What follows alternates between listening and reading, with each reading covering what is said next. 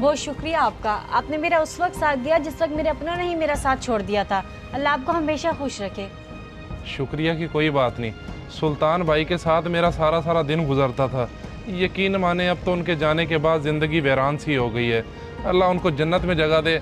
बाकी आपको किसी भी चीज़ की ज़रूरत होती है तो मुझे फ़ोन कर दिया करें, कोई टेंशन नहीं है। जी बिल्कुल, सुल्तान भी सारा दिन आपका ही जिक्र करते रहते थे। बस जी अब तो यादें ही रह गई हैं। अब मैं रोज़ रोज़ आपको फ़ोन करती हुई अच्छी नहीं लगती। अगर किसी चीज़ की ज़्यादा मजबूरी हो तो फ़ोन कर लेती हूँ। इस चीज़ का तुम्हें पता होना चाहिए कि मैंने पहले दिन से तुम्हें बहन माना है। फिर जिस तरह एक बहन का भाई पर हक होता है, उसी मान से कर लिया करो फ़ोन, घबराया ना करो।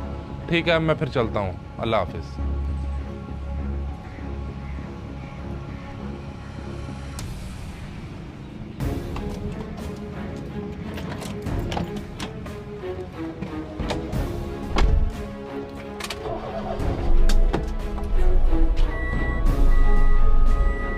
कैसा दौर आ गया है। अभी शोहर को मरे हुए 2 महीने नहीं हुए और गैर मर्दों का आना जाना भी लग गया है।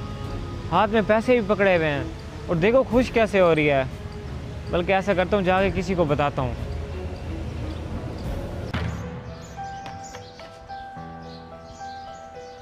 तू पूरी ज़िंदगी यही बाइक ही साफ करता रही, लोग पता नहीं कहाँ के कहाँ पहुँच गए हैं। क्या मतलब है तेरा भाई? क्या कहना चाह रहा है तू? सुल्तान को मरे हुए अभी 2 महीने भी नहीं हुए और उसके घर गैर मर्दों का आना जाना लगा हुआ है। सुल्तान के साथ एक लंबे से कद का लड़का नहीं फिरता था, आज वो आया हुआ था। उसने उसकी बीवी को पैसे भी दिए हैं, मैंने अपनी आंखों से खुद देखा है। अच्छा, मैं समझ गया हूँ। तो उस शाहजेब की बात कर रहा है। वैसे बड़ी ही हैरत की बात बताई है तूने। आजकल की औरतों का भी कोई एतबार नहीं है। सही बात है, ये तो अचानक मैंने देख लिया, वरना हमें तो कभी पता भी ना चलता। खैर तू अपना काम कर, मैं चलता हूँ। मौका तो अच्छा है, क्यों ना मैं भी जाके बात करूँ उससे। हो सकता है मेरी भी सेटिंग हो जाए। वैसे भी वो घर में अकेले रहती है।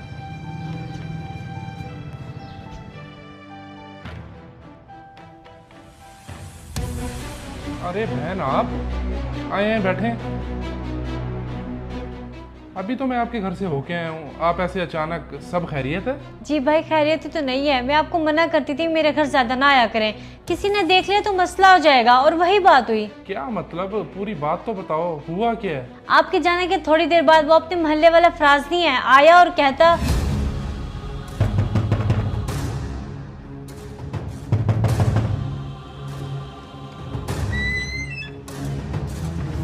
जी भाई बोले, कोई काम है क्या? हाँ, मैं जिस काम आया हूँ तुम समझ तो गई होगी। मेरा मतलब है कि अगर पैसे वैसे चाहिए तो तुम बता सकती हो मुझे। पैसे वैसे चाहिए? क्या मतलब है? क्या बकवास कर रहे हो तुम? किसने भेजा तुम्हें यहाँ? अरे नहीं, भेजा तो किसी ने नहीं है मुझे। जिस तरह तुम्हारे घर शाहजेब आता है, मैं भी तो वैसे आया हूँ। क्यों, टेंशन है कोई क्या? और मनहूस वो मेरे भाइयों की तरह है। तेरे आने का मतलब मैं समझ गई हूँ। जाता है कि जूती उतारूं? अल्लाह माफ़ करे, पता नहीं ये मनहूस किस नियत से आया था मेरे घर। मैंने तो कभी ऐसा सोचा भी नहीं था। ऐसे करती हूँ, ये बात जाके शाहजेब को बताती हूँ। ये ना हो कि पूरे मोहल्ले में बदनाम कर दिया मुझे। तो ये सारी बात है। यकीन माने टेंशन की वजह से मेरा सर फट रहा है। बड़ा ही लांती शख्स है फिर तो वो। चलो, परेशान होने की जरूरत नहीं है बहन, हम अभी जाकर उसकी तबीयत सेट कर देते हैं। चलो।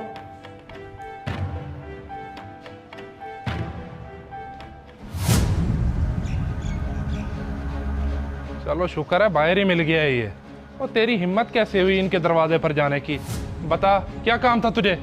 भाईजान, मुझे तो कोई काम नहीं था, मैं तो बस वैसे ही गया था। तो तेरी बहन लगती है जो तू वैसे गया था। अब जो असल बात है तूने बतानी है या मैं करूँ 15 पर कॉल? अरे नहीं भाई, अब 15 पे कॉल मत करे। मुझे तो उस मोहित ने कहा था कि तू भी जाके सेटिंग कर ले, क्योंकि उसने आपको इनके घर से निकलते हुए देखा था। इन सब में मेरा कोई कसूर नहीं है। अच्छा, तो ये असल कहानी है। मोहित मतलब वो अरशद का लड़का। उसकी तो मैं तबीयत जाकर सेट कर लेता हूँ, और अगर आज के बाद तूने इन पर गंदी नज़र रखी तो तेरी मैं आंखें निकाल लूँगा। चलो।